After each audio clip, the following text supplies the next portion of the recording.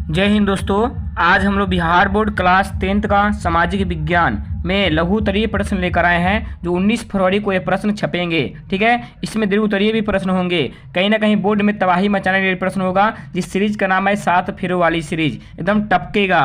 पहला क्वेश्चन जानेंगे, श्रमिक वर्ग का आगमन शहरों में किस परिस्थितियों के अंतर्गत हुआ? तो उत्तर जानेंगे, शहरों में औद्योगिकरण का जन्म हुआ तो बड़े पैमाने पर चल रहे लघु एवं कुटीर उद्योग समाप्त हो गया, जिसमें लाखों लोग बेरोजगार हो गए। अपनी जीविका चलाने के लिए श्रमिक रूप से शहरों में आगमन किए, जो उद्योग में श्रमिक के रूप में आजीविका के लिए कार्य करते थे। यानी देखा जाए, कहीं ना कहीं औद्योगिकरण का जब जन्म हुआ तो बड़े पैमाने पर चल रहे छोटे लघु कुटीर उद्योग सबका पतन हो गया, लाखों लोग बेरोजगार हो गए और लाखों लोग अपने जीवन को चलाने के लिए शहरों में जाना पड़ा और जाकर वहां पे अपने जीवन को व्यतीत किए। ठीक है, क्वेश्चन नंबर दूसरा जानेंगे, पेट्रोलियम से किन किन वस्तुओं का निर्माण होता है? तो उत्तर हो जाएगा, पेट्रोलियम से निम्नलिखित वस्तुओं का निर्माण होता है, गैसोलीन, डीजल, किरोसिन तेल, स्नेहक,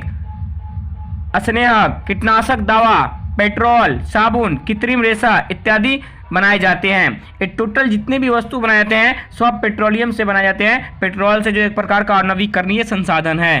क्वेश्चन नंबर तीसरा है, जीवन रक्षक आकस्मिक प्रबंधन से आप क्या समझते हैं? तो इसका उत्तर हो जाएगा, पहले से तैयार ऐसा प्रबंधन जिसके माध्यम से आपदा पीड़ित व्यक्तियों की समूह को तुरंत मदद किया जा सके, जीवन रक्षक आकस्मिक प्रबंधन कहलाता है। यानी आपदा से बचने के लिए जो भी तैयारियां चलाई जाती है बचाव के लिए, उसी को आकस्मिक प्रबंधन कहा जाता है, याद रखेंगे। क्वेश्चन नंबर 4 है, बिहार में हुए छात्र आंदोलन के प्रमुख कारण क्या थे? तो उत्तर हो जाएगा, बिहार में छात्र आंदोलन के निम्नलिखित कारण थे। पहला, बंगाल से आए शरणार्थियों के चलते अर्थव्यवस्था और लड़खड़ा गई थी। दूसरा, अंतर्राष्ट्रीय स्तर पर भी बांग्लादेश की स्थापना के बाद संयुक्त राज्य अमेरिका ने भारत को हर तरह से सहायता पर पाबंदी लगा दिया। तीसरा पॉइंट, 1972 से 73 में मानसून की असफलता के चलते पूरे देश में कृषि पैदावार में काफी कमी आई। यानी ये जो 3 कारण थे बिहार में हुए छात्र आंदोलन के कारण बन गए। पहला कि जितने भी बांग्लादेश से लोग भारत में आए थे, उनको आने से भारत की अर्थव्यवस्था पूरा डगमगा गई थी। दूसरा, अंतर्राष्ट्रीय स्तर पर बांग्लादेश की जब स्थापना 1971 में किया गया, तो इस तौर पे अमेरिका ने भारत में जितना भी सहायता करता था टोटल सहायता पर पाबंदी लगा दिया और भारत की स्थिति दयनीय हो गई। तीसरा कारण था कि 1972 से 73 में मानसून के असफलता के कारण देश की कृषि में पैदावार काफ़ी कमी हुई, पूरे कृषि व्यवस्था तहस नहस हो गई। ये भी एक कारण बन गया। क्वेश्चन नंबर 5 जानेंगे, गैर सरकारी सेवा किसे कहते हैं? इसका आंसर हो जाएगा, जब सरकार अपने द्वारा संचालित विभिन्न कार्यक्रमों को गैर सरकारी संस्थाओं के सहयोग से लोगों तक पहुंचाने का काम करती है, उसे गैर सरकारी सेवा कहते हैं। याद रखेंगे, गैर सरकारी सेवा को हम लोग प्राइवेट आम भाषा में कहते हैं। जो सरकार का दायित्व तो कम होता है, लेकिन निजी व्यक्ति का दायित्व ज्यादातर रहता है, याद रखेंगे। अब जानेंगे दीर्घ उत्तरीय प्रश्न, जो सीधे पेपर में छपेगा। पहला क्वेश्चन होगा दीर्घ उत्तरीय में, 1848 की फ्रांसीसी क्रांति के कारण क्या थे? दूसरा, राष्ट्रवाद के उदय के कारणों एवं परिणामों की चर्चा करें। तीसरा, इटली एकीकरण में मेजनी, काबूल और गैरीबाल्डी के योगदानों को बताएं। चौथा, रूसी क्रांति के प्रभावों की विवेचना करें। और पांचवा, लेनिन की जीवनी एवं उपलब्धियों पर प्रकाश डालें। ये 5 प्रश्न है, ये कहीं ना कहीं पेपर में छपेंगे, पेपर को पूरा चथरी कर देंगे। ठीक है, अब जानेंगे दूसरा सीरीज, ये आपका 7 फरवरी सीरीज 2 होगा।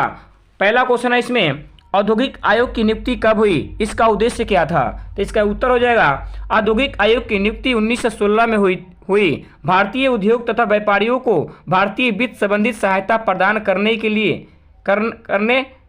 करने के उद्देश्य से इसका गठन किया गया था। ठीक है, औद्योगिक आयोग की नियुक्ति 1916 में किया गया था। भारत में जितने भी लोग थे, किसान, व्यापारी, उनको वित्त संबंधित सहायता प्रदान करने के लिए औद्योगिक आयोग की नियुक्ति 1916 में की गई थी। क्वेश्चन दूसरा जानेंगे, all India trade union Congress की स्थापना क्यों की? AITUC।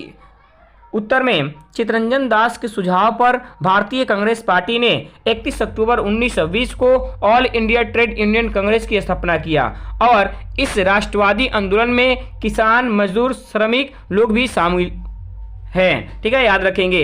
ये ऑल इंडिया जो था इसको हम लोग एटक भी कहते हैं, इंग्लिश में AITUC भी कहते हैं। एटक इसी को कहा जाता है जो 31 अक्टूबर 1920 को इसकी स्थापना किया गया था चित्तरंजन दास के सुझाव पर। इसमें ज़्यादातर अध्यक्षता कौन थे? तो लाला लाजपत राय इसकी अध्यक्षता किए थे, याद रखेंगे। इसमें प्रत्येक गरीब लोग शामिल हुए थे। ठीक है, क्वेश्चन नंबर तीसरा जानेंगे, सरकारी सेवा किसे कहते हैं? जब देश एवं राज्य की सरकार लोगों की काम के मानसिक वेतन देती है और इन्हें विभिन्न क्षेत्रों में काम लेती है तो इसे ही सरकारी सेवा कहते हैं। इसी से छपेगा। ठीक है, क्वेश्चन नंबर चौथा है, आर्थिक संरचना का क्या महत्व है? तो उत्तर हो जाएगा, बिहार के आर्थिक विकास के राह पर उन्मुख हुआ, जिसके कारण अब बीमारू राज्य से परहेज कर रहे हैं लोग। अर्थात आर्थिक विकास का क्षेत्र कृषि, उद्योग अथवा सेवा क्षेत्र भी है। आर्थिक संरचना का यही महत्व है, याद रखेंगे। क्वेश्चन नंबर 5 है, ताप शक्ति समाप्य संसाधन क्यों है? तो उत्तर हो जाएगा, ताप शक्ति संयंत्रों में तापीय विद्युत का उत्पादन करने के लिए पेट्रोलियम, कोयला, प्राकृतिक गैस का उपयोग होता है। ये जीवाश्म ईंधन भी कहे जाते हैं तथा समाप्य संसाधन भी, याद रखेंगे। समाप्य संसाधन ताप को इसलिए कहा जाता है कि एक बार यूज कर लेने के बाद ये पुनः प्राप्त नहीं किया जा सकता है, क्योंकि ताप कहीं ना कहीं हम लोग पेट्रोल से लाते हैं, कोयला से लाते हैं, प्राकृतिक गैस से लाते हैं। ये लोग सब जितने भी है प्राकृतिक गैस, कोयला और पेट्रोल, ये सब अनवीकरणीय संसाधन है। इसलिए हम कह सकते हैं ताप शक्ति समाप्य संसाधन है, खत्म हो जाता है।